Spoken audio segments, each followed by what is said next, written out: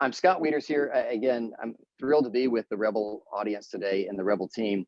Um, there's a few things that really terrify me and scare me in emergency medicine. Number one, it's speaking after Jillian Schmitz because she's amazing in most all ways. And the other thing is when people come in and they shoot a selfie of their toilet and it's full of blood. And it might look like a Quentin Tarantino kind of a scene. And those things can be terribly scary. There's about a 10% mortality rate when people come in and they show you selfies of their toilet full of blood. And so that should get our pulse rate going and put us into some shock. And I know we want to really push for our patients and we really want to do everything we can. That's why we're here today. But I want to tell you today, when it comes to GI bleeds and tranexamic acid, you might want to halt in the name of evidence. And so we're going to walk through this talk today on tranexamic acid and the use of intestinal GI bleeds. Does it really work? And so to do this, what we're going to do is we're going to go through, because there is some, I think, understanding of the pharmacology that needs to take place with tranexamic acid. There's also, I think, understanding the research background. If we're going to talk about where we are going with something, we need to understand where we're coming from first. Also, we're going to do some critical appraisal of the HALT-IT trial. I think most of you are aware of this. I think it's a big deal, and we're going to deeper dive into that today. And then, of course, we're going to just apply that evidence to patients with acute GI bleeding. I have no financial conflicts of interest. I'm an academic doc. I work at Scott Wieters. There's my email. I have no disclosures. If you want to continue the conversation, I'd love to talk about this. You can tweet out to me at emedcoach. Anytime I talk about tranexamic acid, I got to talk about the person that introduced me to that. It's kind of like who introduced you to your spouse. So Matt Davis, great friend of mine. He was a surgery resident while I was emergency resident. He went on to Baltimore Shock Trauma and came back as our trauma director. And Matt was a rebel back in the day. He was the guy that was like, hey, we're pushing the envelope. We're being aggressive. He said, Scott, we're going to start using tranexamic acid for our traumas. And I was like, what is that? I don't even know what this is. And so, Matt was our big guy whenever we had mass casualty events like, Waco and Killeen and Fort Hood shootings. Matt was our lead guy and he was our spokesperson. I mean, he really led well. Matt played hard. He worked hard. And unfortunately, Matt died in 2015 in a climbing accident on Crestone Eagle in Colorado. But anytime I talk about tranexamic acid, I just bring up Matt's legacy because he was a rebel and introduced me to this drug. So what does it do? Tranexamic acid is an anti-fibrinolytic, which is important. It binds the lysine analog on fibrin to prevent it from splitting up into products. And so it stops the breakdown of clot. It is not a procoagulant. And that's a really important thing to understand. A lot of people think it's a procoagulant. It's like high octane. It's not. It does go into the aqueous humor of the eye. It crosses into our blood-brain barrier. It gets into our saliva, and it also is renally dosed. It's mostly concentrated within our lung, our liver, our kidney, and it lasts with its terminal half-life about 2 to 3 hours. And so, that's where it's at. It does cross the placenta. And the thing you need to understand is it's not an expensive drug, right? This is less than $20 at most hospitals. So nobody's making money off this. Me, Sal, nobody's making money off tranexamic acid. So where has tranexamic acid come from? Where are we using it the most? And I think there's a lot of areas, and you'll see on this slide, where we're thinking of using tranexamic acid, and there has been some research on it. I think it's still part of most hospital guidelines on what do you do when someone has a post-TPA bleed. So that's certainly an area that most people will be using this. I think it got its real start and fired up again back in the kind of mid-2010s when the CRASH 2 and the MATTERS trial came out, both trauma cases, and it looked at using tranexamic acid in less than 3 hours if you were going to give blood, if you were needing to resuscitate these people within 3 hours. It worked really well. I think I'm still hearing people give national talks on life-threatening bleeding on an anticoagulation as part of your kitchen sink resuscitation. You're going to throw everything at them. They're dying in front of you. They're bleeding. What else can I use? That's the level that people are using tranexamic acid for life-threatening bleeds. And then the woman trial, it was kind of a little bit of a plus minus tech. I'm not sure how you feel about that, but I don't deal with a lot of postpartum hemorrhage, thankfully. But that is one of the things people list as a use. Now, we know it does not work for hyphemas. It leaves a corneal scar on the eye and it shades it red from the clot. And it also doesn't work for intracranial hemorrhage based on the TITCH2 and the CRASH 3 trial. Then there's also some what do you do with it? So, I used to talk about giving this for nosebleeds, but we had some studies come out recently that said, hey, maybe not. People might use it for post-tonsillectomy bleeds, but the evidence is kind of like, it's kind of weak. Same thing with hemoptysis when it's not from a PE. So we're kind of left over here, right? What do we do with GI bleeds? So let's look at the HALT-IT trial. Where we're coming from in a troubled past, there have been a lot of research done on tranexamic acid. So this is not the first one. The HALT-IT trial is not the first. So to understand kind of the history of research in tranexamic acid, we've got to ask the question about what do John Madden, Jimmy Carter, Star Wars, and GI bleeds have in common? The answer is they all happened in the 70s. I'm a child of the 70s. I'm a product there. So looking back, and I'm going to go through this Cochrane review a little bit. This is the main body of evidence that we're using leading up to the HALT-IT trial that's going to give us a springboard into what we're going to be doing next. So look at this. Cormack back in 1973 started doing research on this. Now, guys, back in the 70s and 80s, we didn't have the same medical therapies that we have today, right? So did we have proton pump inhibitors? Did we have octreotide run well? Did we have resuscitative strategies that we use today? Were we using the same endoscopy techniques? I mean, healthcare is so different. I mean, Dr. Smith just talked about how things were so different. We weren't even a specialty back then. So what can we do with this? Well, there were 1,700 patients. If you collected all of these, mostly case series, mostly observational trials, low-level evidence. None were double-blind randomized controlled trials, but low-level evidence. They favored tranexamic acid, but they weren't clinically significant. And if you've ever read a Cochrane story at bedtime to your kids, and I know some of you nerds out there have, I know who you are, but if you've ever read a Cochrane story, you know they all end the same way, right? Every Cochrane bedtime story ends the same way. Additional trials are needed. We won't commit. So that brings us to this data might need to be flushed. It might not. But let's get into the HALT-IT trial. We've led up. Now we're at the pinnacle. We're at the apex of this talk. So the HALT-IT trial, cool acronym, kind of forced, hemorrhage alleviation with tranexamic acid in the intestinal system. Their main question that they're asking is, does IV tranexamic acid reduce the 5-day mortality for adult patients with GI bleed?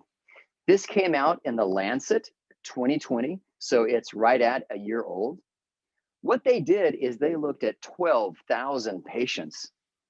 That's a lot of people. I mean, that exponentially dwarfs the entire body of literature that we've led to up until now with GI bleeds and tranexamic acid. It was done in a pretty diverse set of hospitals. So you had 164 hospitals, community, big trauma centers, downtown, inner city, and it was done in 15 countries. So this is one of those, I'm talking huge, big international trials that we kind of like to hear about. The one thing I'm going to put an asterisk about is that this trial was un-American. Yes, it was not done in the USA. So I don't know if that's good or bad, but I still think we can use the data. It's very good, but I just want to make a point that it was not done in the US healthcare system. So that's kind of an interesting point there.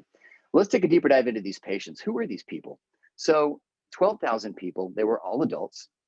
Average age was towards 60, a little more male than female. I like that there were a lot of comorbidities. This is a really sick group of patients with a lot of comorbidities that aren't coming in off the streets just healthy, like I spit up some blood today, and it could have been from a nosebleed.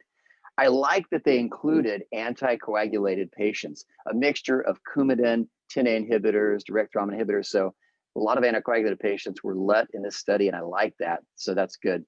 Also, hey, these people are sick, right? These are our people. 43% of them had signs of shock, and then 89% were upper GI bleeds. They did allow all types of GI bleeds, although I'll talk about a criticism is it wasn't really well documented as far as what type of bleed they had. But upper and lower GI bleeds were included in this trial. So again, looking at the patients here, look at this. I mean, a lot of these people already had signs of like a shock index going on, right? And they were very sick, as we can tell.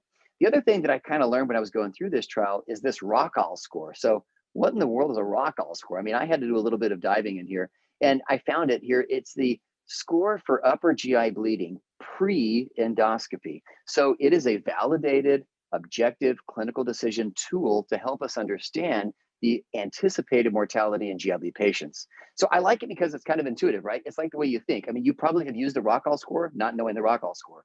So are you old? Are you in shock? Do you have a lot of medical problems? Okay, I mean, everything that you are probably doing right now for your GI bleed patients, this is just one way to stratify and provide an objective measurement on the degree of, are you sick or not? So I like that they're using that. Again, a lot of these were anticoagulated patients.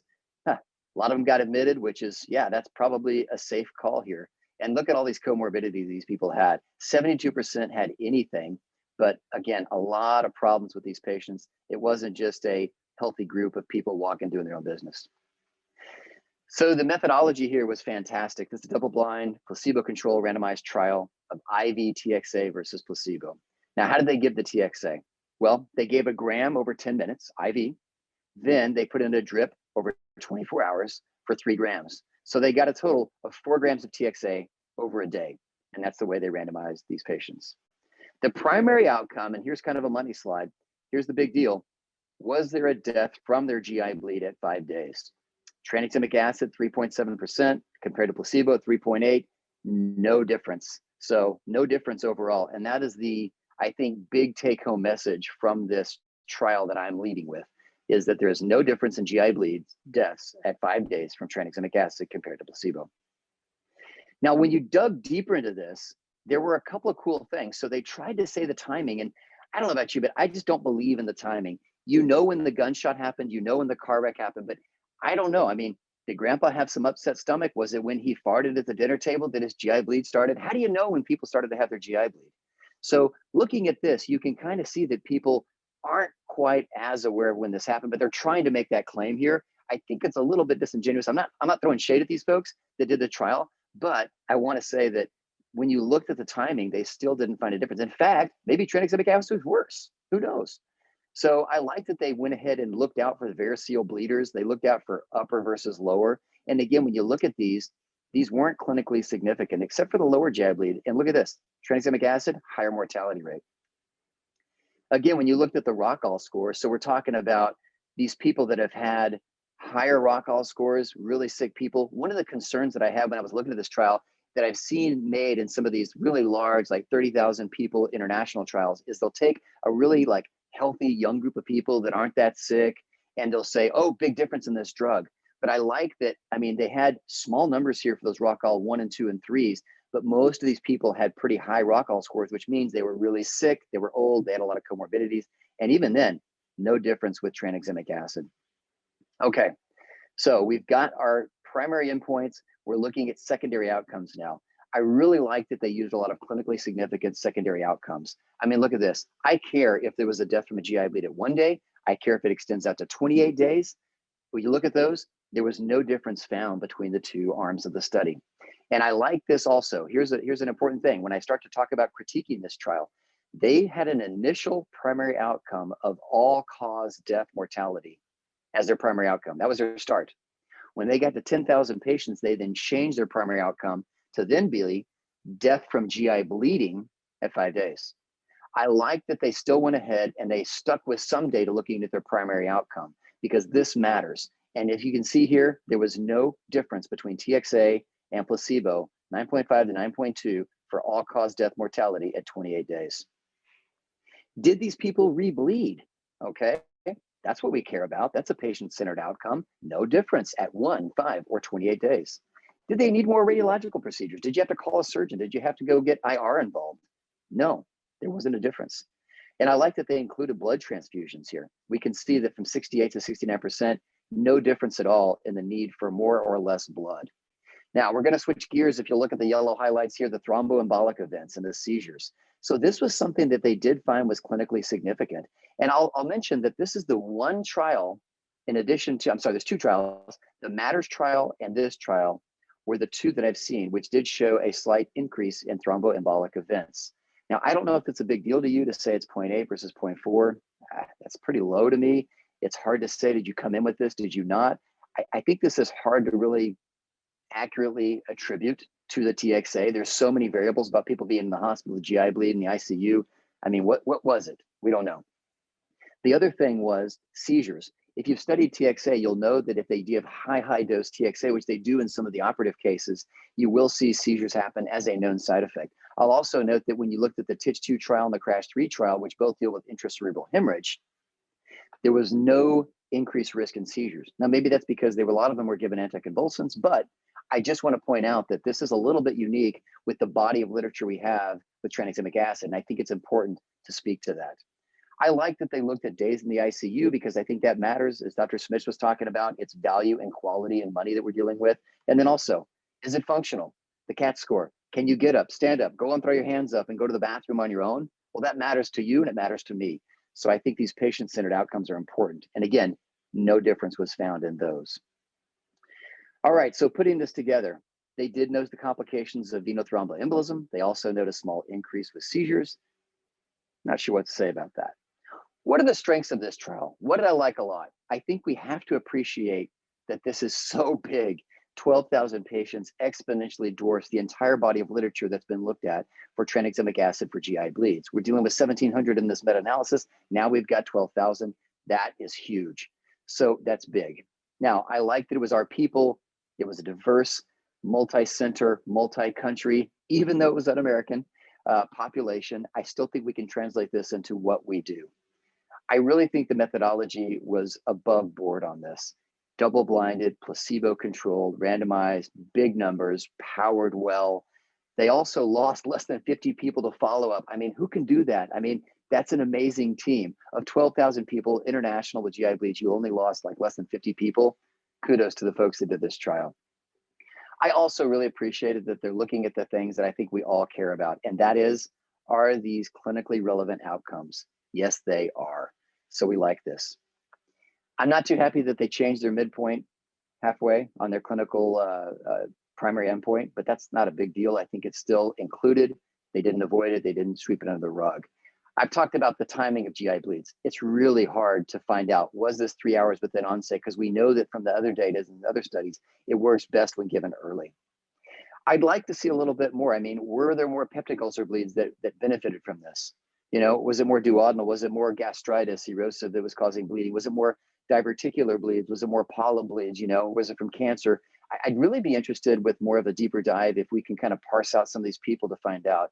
And then other things, I really think that it's hard to really attribute all of this to tranexamic acid when you talk about a DVT. All right, what's my conclusion? Here's a money shot, screenshot for this one. I'm putting it all together on one slide for you.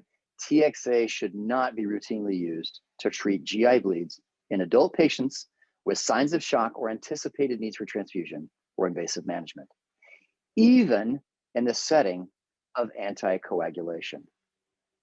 So, are we done? Are we ready to flush TXA? Well, I mean, I still think there's more questions.